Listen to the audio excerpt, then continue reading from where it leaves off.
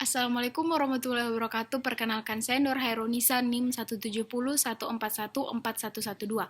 Di sini saya akan membawakan berita acara COVID yang ada di India.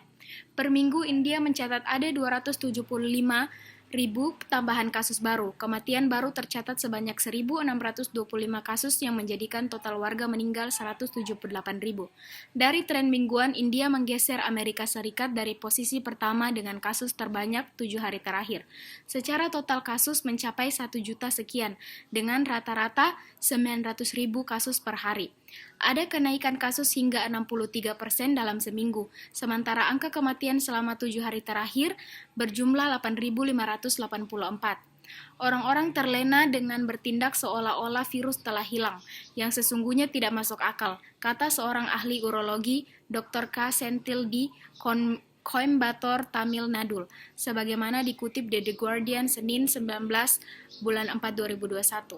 Ucapan Senthil bukan tanpa alasan. Ratusan orang di India sudah melakukan sejumlah aktivitas lainnya normal, mulai dari menggelar pesta pernikahan besar, berdemonstrasi politik, hingga acara keagamaan dengan mendatangkan jutaan orang tanpa masker dan jarak sosial. Sekarang kami mengalami gelombang infeksi virus corona yang jauh lebih buruk daripada yang pertama dan skala penyebarannya semakin buruk.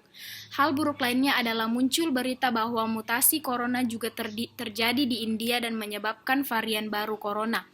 Para dokter berbicara soal strain baru yang memuat COVID-19 menyebar lebih cepat di negeri itu. Kali ini corona bahkan menyerang kaum muda dan anak-anak. Ini mendorong sistem perawatan India ke ambang kehancuran. Sejumlah negara bagian bahkan memperketat pembatasan sosial di akhir pekan dalam upaya mengekang infeksi. Maharashtra, tempat pusat perfilman Mumbai, berada melakukan lockdown atau penguncian pada akhir pekan, sementara Delhi, ibu kota, memberlakukan jam malam yang mengenaskan. Mayat-mayat bertumpuk di luar rumah sakit pemerintah di Rainpur, negara bagian Chhattisgarh. Kremasi karena banyaknya korban tewas corona tak bisa dilakukan dengan cepat oleh rumah sakit.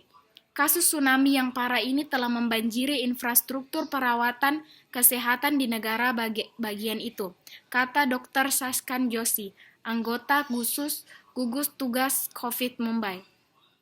Kali ini kami melihat orang-orang yang lebih muda, antara 20 dan 40, menjadi terkena dampak serius, dan bahkan anak-anak sekarang dirawat di rumah sakit dengan gejala yang parah.